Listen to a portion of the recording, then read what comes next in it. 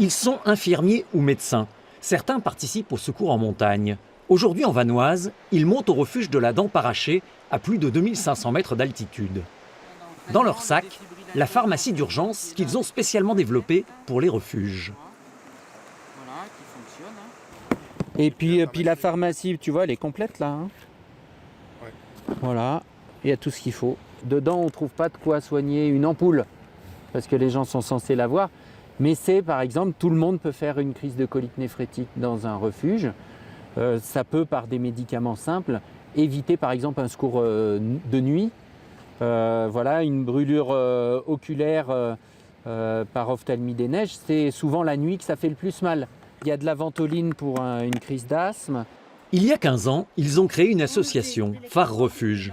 Son objectif est de fournir une pharmacie régulièrement entretenue et de former les gardiens à certains gestes d'urgence.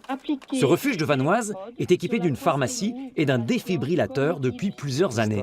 L'association vient pour dispenser une remise à niveau à son personnel. Clignotant choc.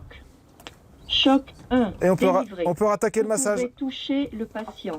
Commencez. L'hélicoptère de Modane, là, ici, peut venir en 7 minutes, mais il peut venir en beaucoup plus aussi. Et certainement, et s'il essaie 7 minutes, il n'y a rien de fait pendant 7 minutes ou 10 minutes, et ben c'est une minute où on ne fait rien, c'est 10% de survie en moins. Donc 7 minutes, 70%, et bon, voilà. Donc ce qui est primordial, c'est ça, c'est la prise en charge précoce. Sans ça, il ne peut rien avoir derrière. Grâce à l'association, 120 refuges sont équipés de pharmacies et quelques-uns de défibrillateurs. Cela a permis de sauver 2 vies, dont une à la Dent Parachée. Un homme de 60 ans y a fait un malaise cardiaque. J'ai reçu un mail. Merci monsieur de m'avoir ressuscité. J'ai repris le travail et je me porte très bien. C'est beau quand même, tu vois. Je veux dire, c'est pas... Au travers de Phare Refuge, aujourd'hui, on peut se permettre assez facilement d'appeler soit la DZ Hélico où il y a un médecin en permanence toute l'année, soit le centre 15 qui lui connaît notre pharmacie et on lui fait un petit bilan sommaire. Et il peut nous dire si éventuellement on peut donner ou pas quelque chose pour soulager la personne ou pour la faire patienter ou si ça nécessite l'intervention de secours héliporté ou médicalisé en tout cas.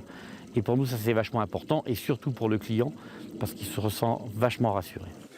L'initiative a permis de rapprocher 2 mondes, celui des secours en montagne et celui des gardiens. Sécurisante, rassurante, elle permet aussi d'éviter certaines interventions inutiles et coûteuses.